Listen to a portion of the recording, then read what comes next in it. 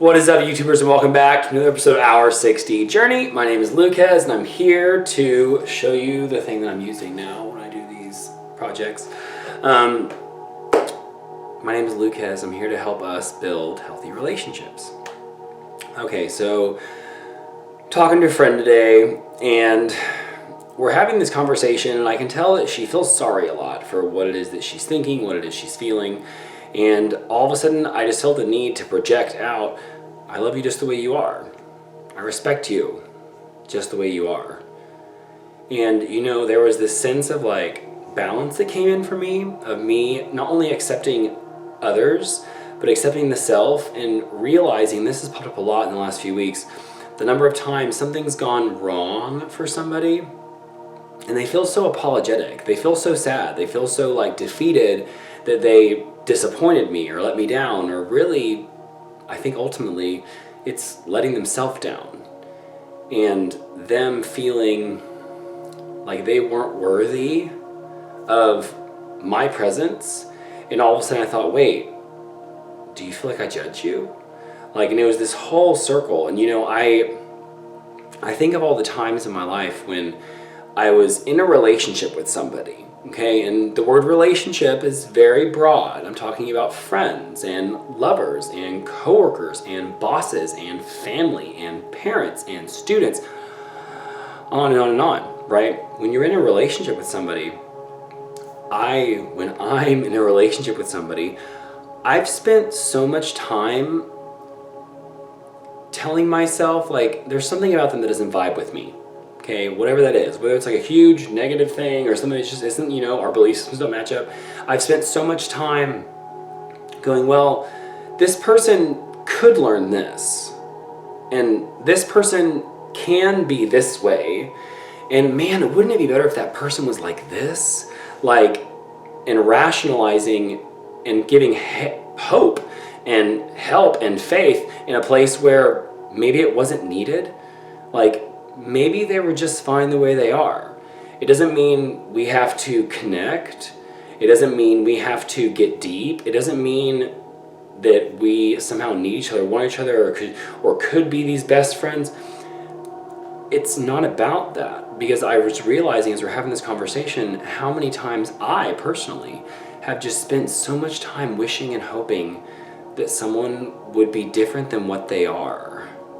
And whether it's for better or for worse is not really relevant, because as long as we're wishing, hoping, praying, believing, knowing, helping someone become something else, we're not actually accepting them. And yes, there are times when someone comes to you for help and they want to be guided, motivated help, like teacher-student relationships, and even that is not always. And we don't have to. We're not supposed to. Because when I really deeply, unconditionally love someone, I don't wish anything different than for what they have. Because I don't know where they are in life. And it's not my place to judge and decide, because let's do something really, really basic, physical. Because you're poor, I want to help you get yourself up and ahead, and me pushing my energy on them to help them change when they haven't asked. And wherever someone is, I think we've all chosen to be there. Part of us, we need the struggles, we need the triumphs, we need the help, we need to be left alone. Those things are all helping us at different times become the next version of ourselves. And whether that version is better or different than different parts of who we were and or will be, it doesn't matter. There have been so many instances in my life where I look back on myself with judgment and think to myself, God, I would never do that now. I was so stupid back then. No, I wasn't. Ooh, swallow of nervous. I was not. Part of me needed to go through that. I needed to be in a relationship with someone who was toxic. I needed to be in a place where I had no money, no way to feed myself. I needed to be in a place where I felt isolated, as if no one wanted to be close to me, and I was supposed to be alone, and me wanting to be the victim and being lonely while doing it.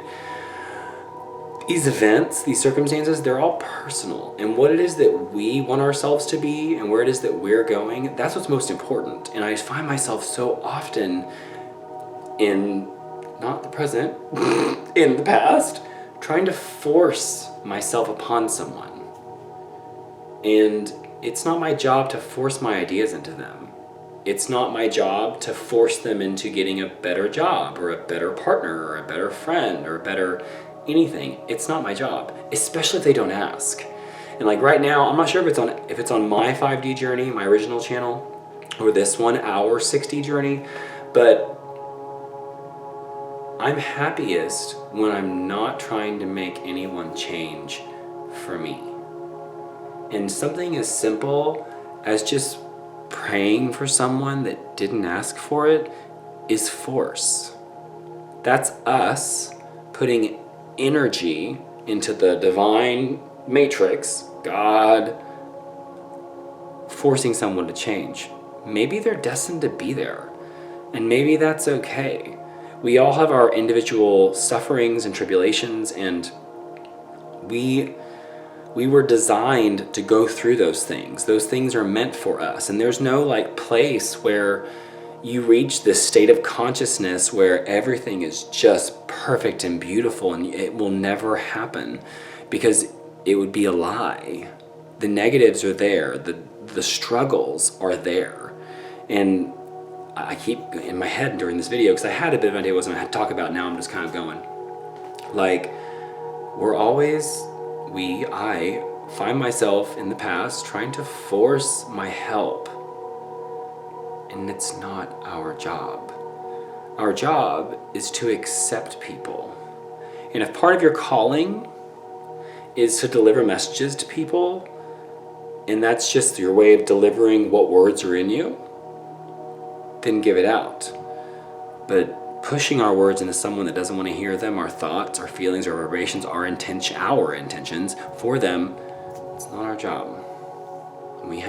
I am learning so strongly to let go of my need to control other people's lives, to step in and to do things, because I've found myself so drained because I put so much energy into making this thing happen that maybe that wasn't the right thing. Maybe me coming in and sharing my ideals wasn't the right thing. It is now because it already happened. But now moving forward into conscious choice of my evolution, my thoughts, my actions, and I want to step back. Step back. You know, when someone comes to me as a psychic client, they came to me asking me for help. I'm supposed to do that.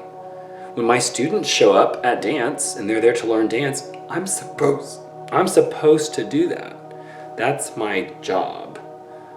But if it's a lover or a friend or a coworker or a boss or a parent or blank, it's not my job to sit and wish for them to change. Especially if it's something that I find more convenient or helpful or positive. It's not my job. They need to be asking. So, all right, 8:37. I'd say that's pretty good. You guys have a great evening, and I will talk to you later. Bye for now. Ooh, it's dark.